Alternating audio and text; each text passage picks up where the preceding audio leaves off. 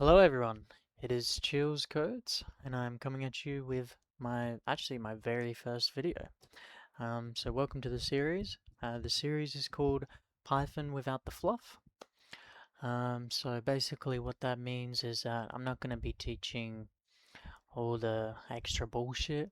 I'm not going to be talking about, what a computer is. I'm not going to be holding your hand. I'm going to be teaching the concepts that I know, the concepts that I've been taught, and hopefully I can teach someone something new and help better their Python skills. So the very first video is just about variables and data types. So we're going to get into that. Okay, so essentially what a variable is a name that points to a value in memory. So what that means is, I guess the easiest way to teach is to show. So let's say, I start with the variable x, and let's say I point it to the value, I don't know, 5 or 4. I accidentally mistyped. 4. Alright, so x equals 4. So x is a variable which points to the value 4, which is a value that's now stored in memory. Um, which is the simple way to explain it. Let's say that I have another variable, let's say y, and I assign it to x. And now this is where people get confused. So now with the variable y, it's actually pointing to where x is pointing to, if that makes sense. So y doesn't actually equal x. Y equals what x is pointing to. Now x is pointing to, the value 4. Now, the best way I can show this is if I reassign x and I set it to, 9, for example, you would probably think, okay, well, y equals x, so therefore y must equal 9, right? But that is not the case. If we print y, it will still equal 4. So I guess I should also talk about the print statement as well. The print statement in Python is essentially just how you display, I don't know, data, mainly. So the print statement, the way it works is you literally just type print. In Python versions that are later than version 3, you have to enclose everything in parentheses. So, and then, let's say I want to see the value of x. I just put in x, and then I run it, and I get 9. Now that's because we reassigned x. So x was initially 4, then we reassigned the variable, and now x equals 9. However, if we print y, for example, y will still equal 4. Now that's because it is pointing to the variable of x, which is pointing to the value 4, if that makes sense. Stay with me. I promise it's not as complicated as it sounds. So basically, all that means is that you can reassign variables, but if you have a variable that's set to a variable, it's set to the value that the variable was set to prior, so beforehand, if that makes sense. Alright, so that's reassigning variables. I kind of didn't really follow the order of what I wrote down. Don't worry about that. Anyways, let's talk about data types first. I think data types is probably a good topic to cover.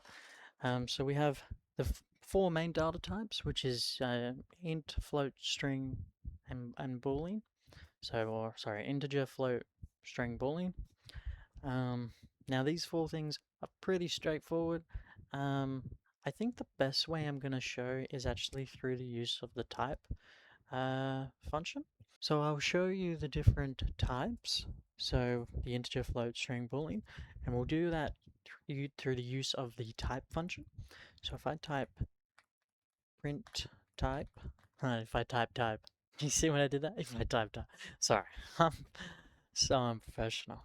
Right, so if I do type 5, for example, now this is an example of an integer, and I'm just gonna, so comments as well, just write hashtag for a comment. I might make a separate video later about comments. I probably definitely will. Comments are super helpful, not overly important when you're first starting out, but super helpful if you're working in a in a team or working on a project, or like a project that's going to last a while, whatnot, but we'll cover that in depth in another video. So I'm expecting input int.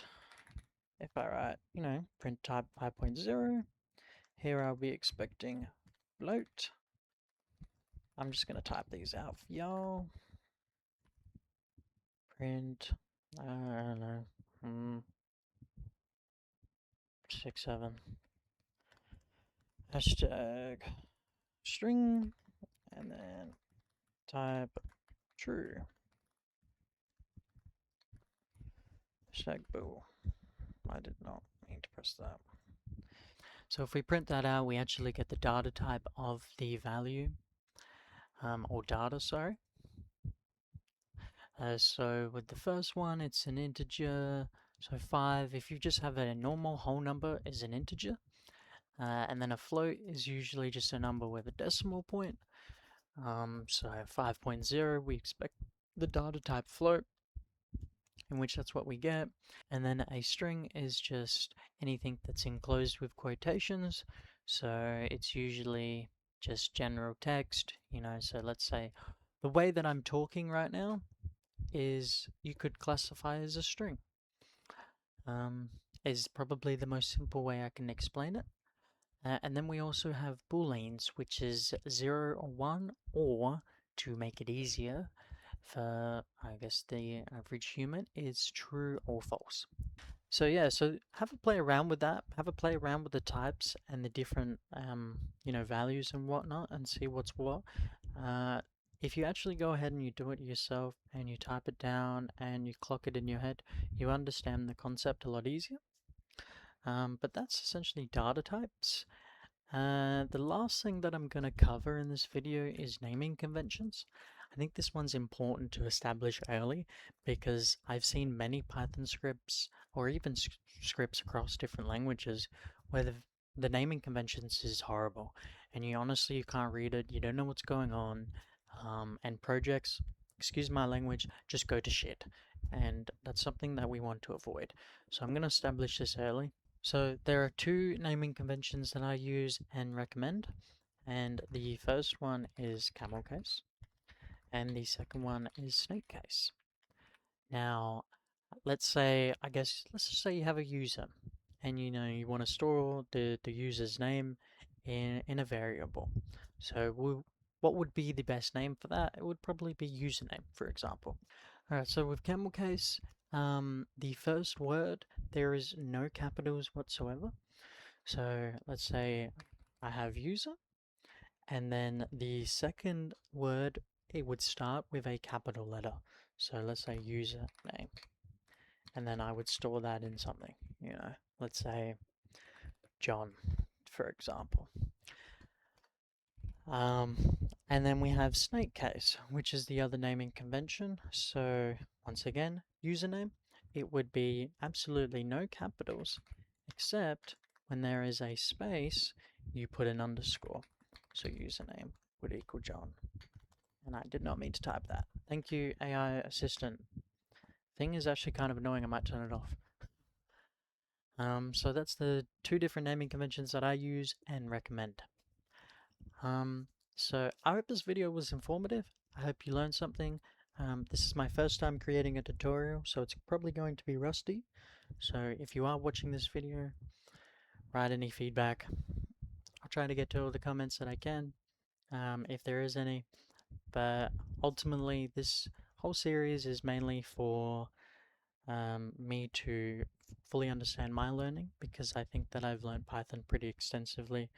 And I think if I can teach somebody new how to code, then it will reaffirm my knowledge and help others. And I think it'll be great. I hope you guys enjoyed this video. If you did, make sure to like, comment, subscribe. Stay tuned for the next. And I'll see you in the next time.